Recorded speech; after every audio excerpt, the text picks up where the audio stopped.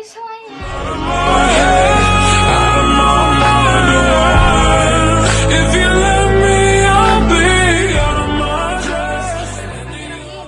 Assalamualaikum warahmatullahi wabarakatuh. Perkenalkan atau kembali lagi bersama saya Vira Apriliani dari kelas 11 IPA 1. Di sini saya akan membahas 9 soal kimia yang bersangkutan dengan kesetimbangan kimia nih. Nah, untuk itu yang terhormat Ibu Evanila Sari, pengampu saya di Mapel Kimia. Untuk itu teman-teman, sebelum video dimulai, saya minta maaf jika pembahasan dalam video tersebut kurang jelas ataupun jawabannya kurang tepat. Untuk itu simak videonya dengan baik ya. Untuk soal nomor 1 sampai 6, pertamanya akan saya letakkan di sebelah sini. Nah, di sini akan saya letakkan sampai semua jawaban nomor 1 sampai 6 itu saya jawab ya teman-teman. Langsung saja kita bacakan soalnya. Soal nomor 1, zat apa yang terdapat di awal reaksi? Bagaimana dengan laju reaksinya? Soal nomor 2, zat apa yang berkurang selama reaksi dan bagaimana laju reaksinya? Soal nomor 3, zat apa yang bertambah selama reaksi? Bagaimana dengan laju reaksinya? Soal nomor 4, zat apa yang terdapat pada saat kesetimbangan tercapai? Bagaimana dengan laju reaksinya? Pada soal nomor 5, yaitu pada keadaan setimbang, apakah perbandingan konsentrasi bereaksi dan produk masih mengalami perubahan? Soal nomor 6, apakah reaksi tersebut termasuk reaksi reversible? Pada keadaan setimbang, apakah reaksinya masih terus berlangsung? Jadi teman-teman, di setiap nomor itu ada dua pertanyaan. Nah, untuk itu di sini kalian bisa lihat soalnya. Saya akan menjawab.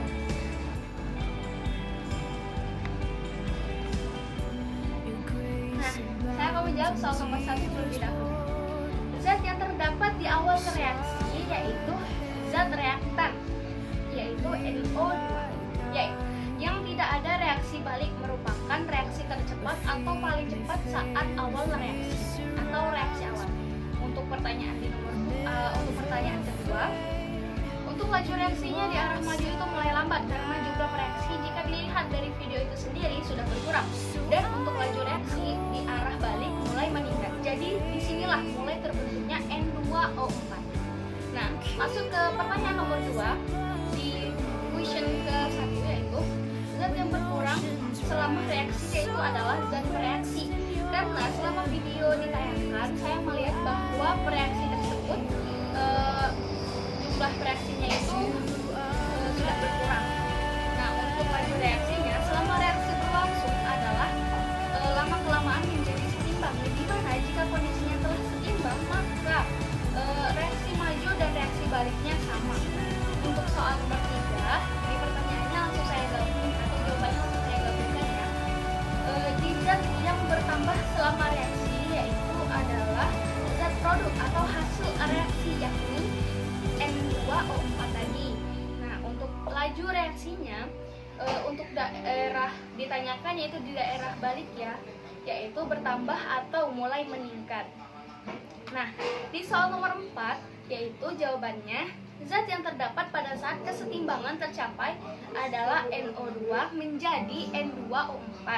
Nah, untuk laju reaksinya di sini masih sama teman-teman, yaitu untuk maju akan berkurang dan balik akan meningkat. Nah, di pertanyaan nomor 5, menurut saya sendiri jawabannya adalah tidak ada perubahan.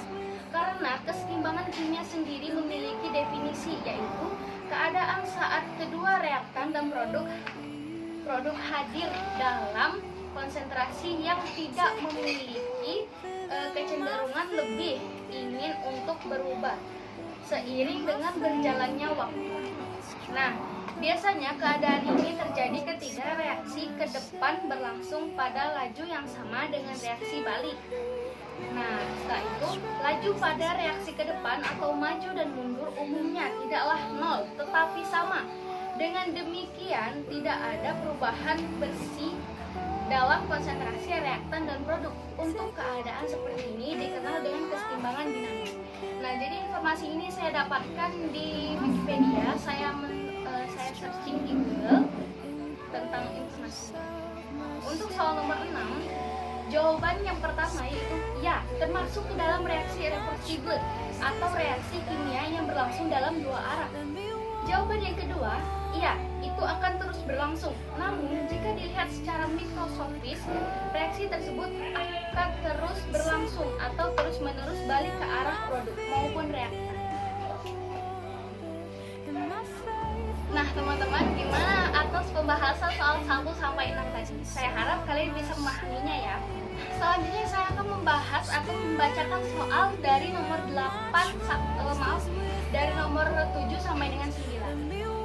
Sama seperti tadi, soalnya akan saya letakkan di sini.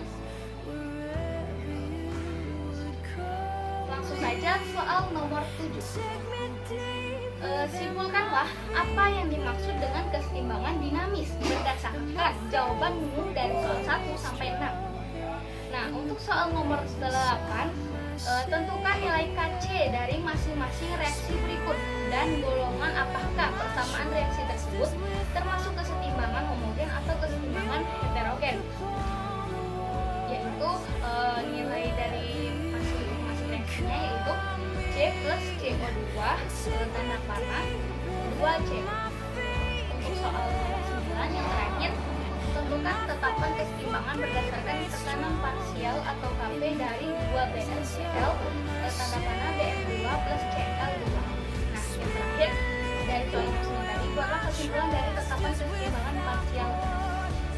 Simak video pembahasannya sebagai berikut. Nah, saya akan menjawabnya dan pertanyaannya dari nomor 7. Kesimpulan, yang dimaksud dengan kesetimbangan dinamis adalah kesetimbangan kimia yang bersifat reversibel atau dapat dibalikkan. Nah, reaksi reversibel sendiri dapat menghasilkan produk, namun produknya dapat kembali menghasilkan reaktan dengan laju reaksi yang sama. Untuk kesetimbangan kimia ini terdapat 2 laju reaksi, yakni laju reaksi maju dan laju reaksi balik. Yang dimana laju reaksi majunya ini menurun dan laju reaksi baliknya ini meningkat. Setelah berlangsungnya laju reaksinya akan menghasilkan sebuah produk dan lama-kelamaan itu akan berubah menjadi sesimbang. Yang dimana jika telah berubah menjadi seimbang, seperti yang saya katakan tadi, laju maju dan laju baliknya itu akan sama. Dan dalam keseimbangan tercapai itu tidak ada perubahannya karena laju pada reaksi ke depan atau maju dan mundur umumnya tidaklah nol tetapi sama. Dari soal 1 sampai 6 reaksi itu termasuk dalam reaksi reversibel dan setelah keseimbangan atau reaksi seimbang reaksinya akan terus berlangsung. Nah, teman-teman, di soal nomor 8 selanjutnya, soal nomor 8 di sini yaitu menghitung atau menuliskan KC-nya itu, maka saya akan meletakkan jawabannya di sini.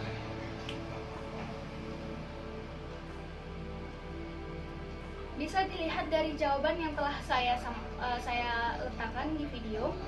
Untuk menentukan KC, rumusnya saya dapatkan dari contoh, yaitu KC sama dengan buka kurung NH3 pangkat 2 per buka kurung N2 H2 tutup kurung 3. Jadi pertama-tama kita mula-mula persamaan reaksi dari C plus CO2 tanda panah 2CO. Nah, kita nyari persamaannya yang didapatkan menurut saya 1, min 1, min 2. Sehingga didapatkan KC sama dengan CO pangkat 2 per C pangkat 1 buka kurung O2 min 1. Sehingga setelah dikecilkan, KC sama dengan CO pangkat 2 per C O2 min 1. Gimana? Semoga bisa memahami ya. Nah, untuk jawaban ini termasuk ke dalam kesetimbangan homogen yang dimana reaktan dan produk berada dalam fase materi yang sama. Oke teman-teman, masuk ke pertanyaan terakhir. Alhamdulillah akhirnya mendekati selesai. Pertanyaan terakhir tadi itu adalah sama menentukan rumus dan soalnya jawabannya akan saya letakkan di sini lagi. Nah, untuk jawaban nomor 9 ini yaitu pertama sama seperti mencari KC tadi, yaitu menentukan Kp dari 2BrCl tanda panah Br2 plus Cl2. Pertama-tama rumusnya yaitu KC sama Kp sama dengan PC, artinya rumus ya. Buka kurung PC pangkat P buka kurung PD pangkat Q per PA pangkat M PB pangkat N. Maka yang pertama-tama kita mencari persamaan reaksi yaitu 2, min 1, min 1. Jadi Kp yang kita dapatkan ini kita anggapkan seperti contoh ya teman-teman. Sehingga KP-nya yaitu buka kurung BR2 buka kurung CL2 tutup kurung pangkat 2 per BR pangkat 2. Itulah hasil KP-nya. Nah, untuk pertanyaan terakhir yaitu kesimpulannya. Kesimpulannya di sini saya menyimpulkan bahwa tetapan kesetimbangan untuk sistem kesetimbangan gas juga dapat dinyatakan berdasarkan tekanan parsial gas. Tetapan kesetimbangan yang berdasarkan tekanan parsial dinyatakan dengan KP yang barusan saya bahas. Baiklah teman-teman, bagaimana dengan pembahasan soal saya tadi? Saya minta maaf sekali karena mungkin banyak sekali kesalahan saya dalam pengucapan ataupun penulisan saya kurang jelas, ucapan saya kurang tepat. Untuk itu saya mohon maaf ya. Kepada Allah saya mohon ampun. Nah, untuk itu teman-teman, saya akhiri pembahasan soal ini. Semoga bisa bermanfaat untuk kita semua pastinya. Dan semoga saya bisa memperbaiki kesalahan saya dan menjadi orang yang lebih baik lagi. Akhir kata, wassalamualaikum warahmatullahi wabarakatuh. Bye-bye.